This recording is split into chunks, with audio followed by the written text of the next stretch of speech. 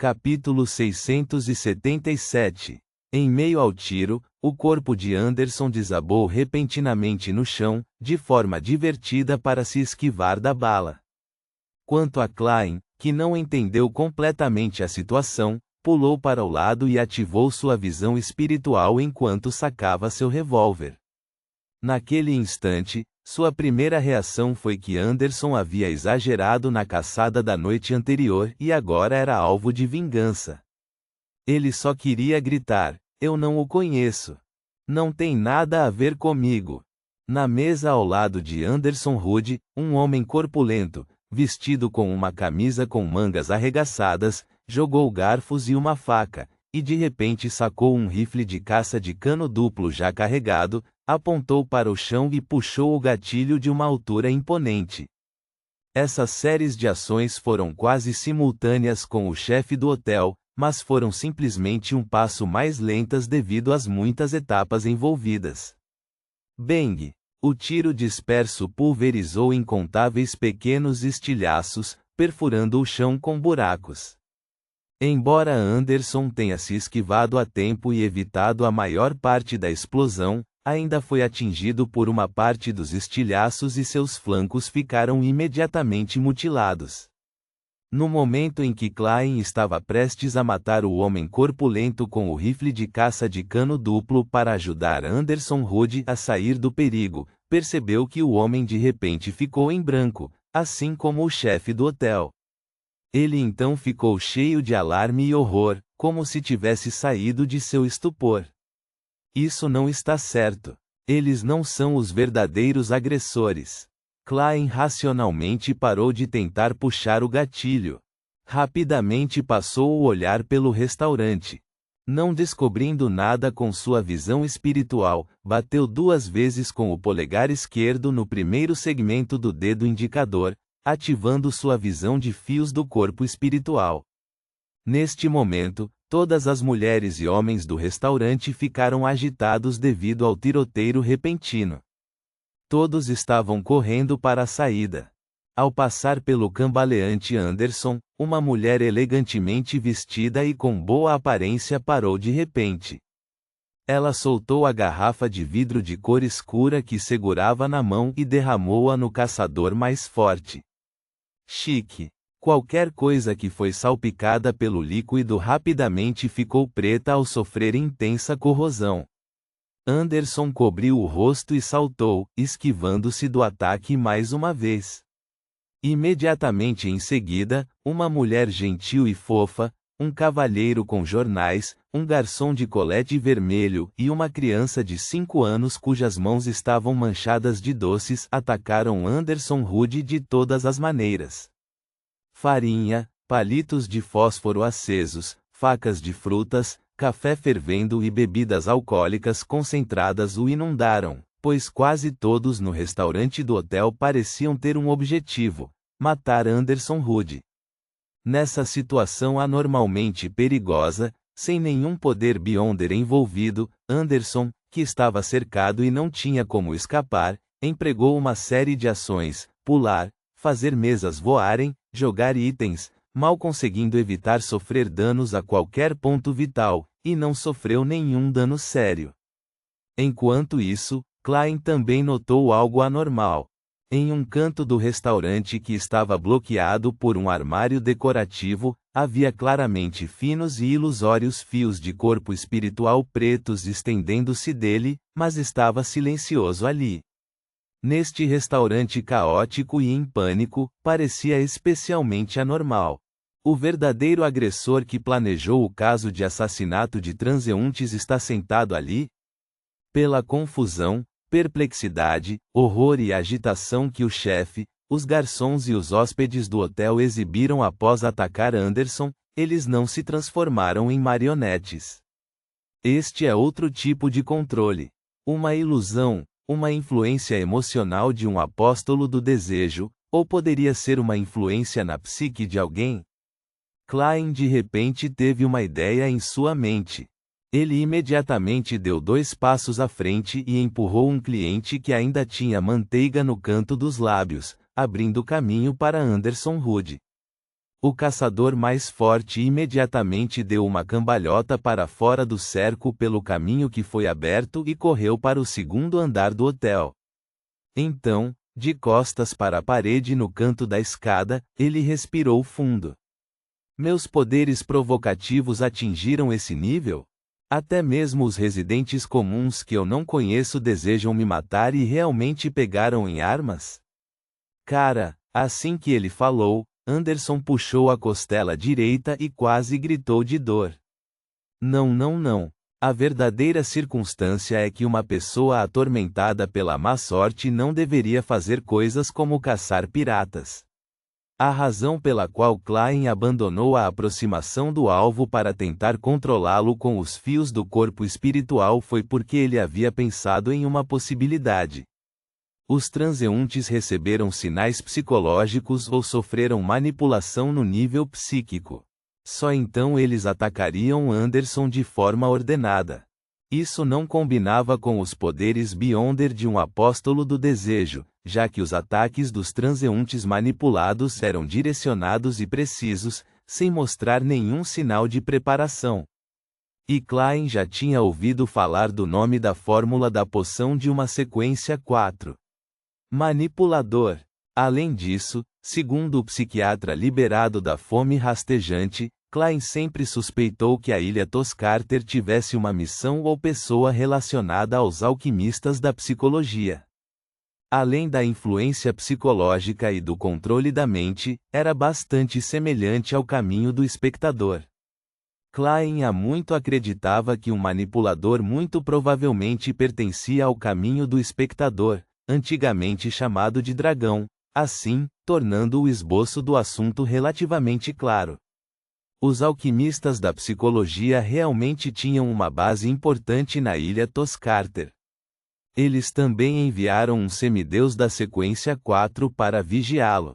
Este semideus influencia certos piratas e os faz cumprir suas ordens sem saber, mas esses piratas infelizmente acabaram como patrocinadores de Anderson Hood na noite passada.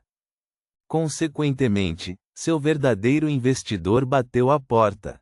Mantendo suas expressões sob controle, Klein olhou para Anderson e disse-lhe indiferentemente: é provável que um ou vários dos piratas da noite passada estejam envolvidos com um semideus escondido nesta ilha.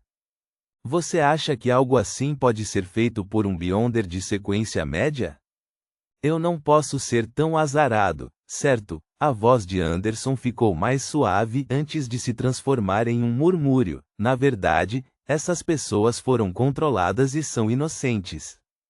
Felizmente, eu não revidei, ou me tornaria o principal suspeito de um caso de assassinato chocante e colocaria um alvo nas costas.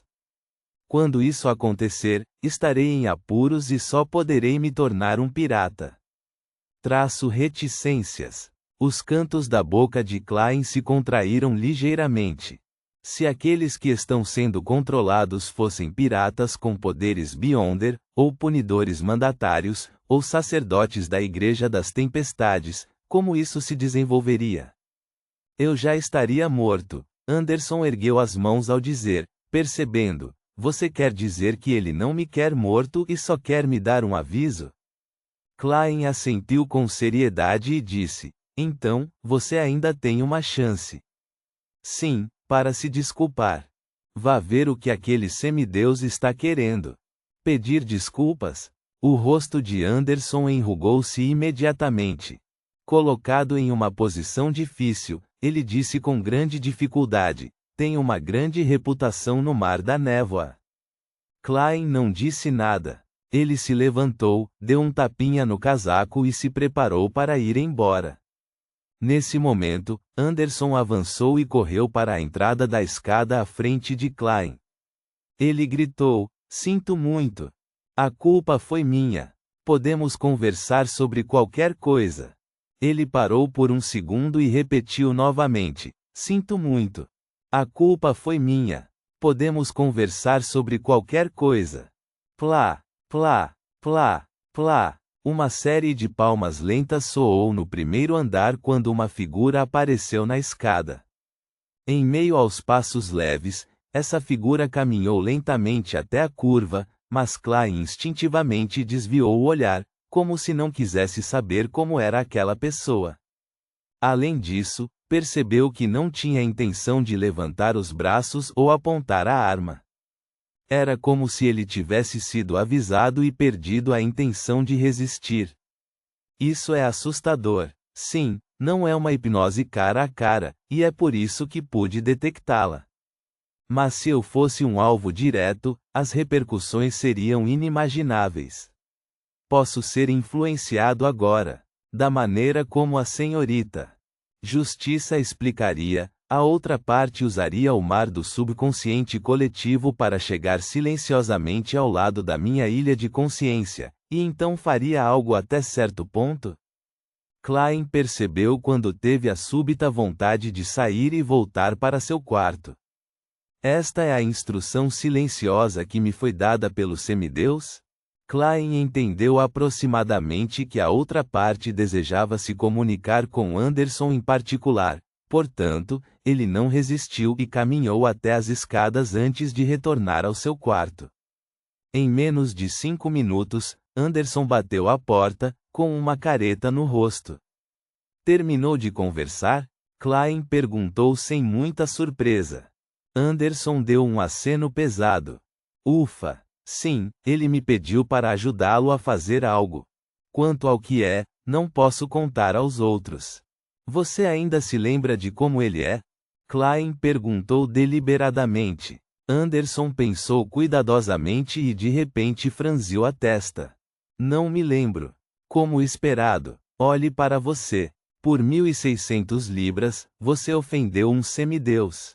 Não valeu a pena. Klein suspirou silenciosamente e disse: podemos partir amanhã? Sim. Não há pressa para esse assunto. Vamos resolver primeiro o problema do meu azar. Anderson não hesitou em responder. Klein não falou mais nada enquanto apontava para o chão. Café da manhã? Anderson ficou surpreso antes de revelar um sorriso. Claro. Nenhum tipo de frustração pode influenciar a alimentação e o sono. Os dois desceram ao primeiro andar e descobriram que o garçom recolhia silenciosamente os itens quebrados. O patrão e os clientes esqueceram o que havia acontecido. Reticências. Depois do café da manhã, Anderson continuou saindo, ocupado obtendo suas recompensas e dinheiro com características de Beyonder. Ele também fez alguns preparativos enquanto Klein permaneceu em seu quarto de hotel, convergindo a espiritualidade que transbordou de seu avanço e usando vermes para testar seus poderes Beyonder novos. Às 2:30 da tarde, ele ultrapassou a névoa cinza com antecedência e começou a praticar para a próxima reunião de tarô.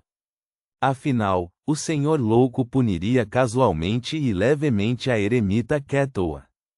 Sentado na cadeira pertencente ao louco, Klein começou a elaborar os 3 planos de punição que havia decidido nos últimos dias. 2 dos planos precisavam que ele pegasse emprestado um pouco da energia deste espaço, e 2 deles precisavam usar adereços. Portanto, precisava decidir sobre todo o processo com antecedência. Ele então se familiarizaria com isso e não poderia revelar sua falta de fluência no momento crítico. Após um período de tempo desconhecido, Klein exalou e confirmou seu plano. Então, conjurou o mundo. Sem nenhum item, ele viu os incontáveis fios pretos e densos que emanavam de seu corpo. Itens conjurados usando os poderes do espaço misterioso acima da névoa cinza possuem uma certa quantidade de espiritualidade. Então eles vêm equipados com fios do corpo espiritual. E no mundo real, itens e materiais não têm vida. Klein controlou familiarmente os fios pretos e rapidamente controlou completamente o mundo. Agora, ele não só poderia tornar as expressões do mundo mais complexas e ter reações mais parecidas com as de uma pessoa real, como também poderia fazer com que as flutuações da espiritualidade da marionete se tornassem mais naturais. Não pareceria mais tão sem vida. Além disso, ele era como um jogador que tinha 2 contas, ganhando a visão, a audição e os demais sentidos do mundo. Depois de completar tudo isso, Klein olhou para seu relógio de bolso dourado, enviou uma mensagem ao jovem Sol e começou a contar silenciosamente seus batimentos cardíacos. Ponto.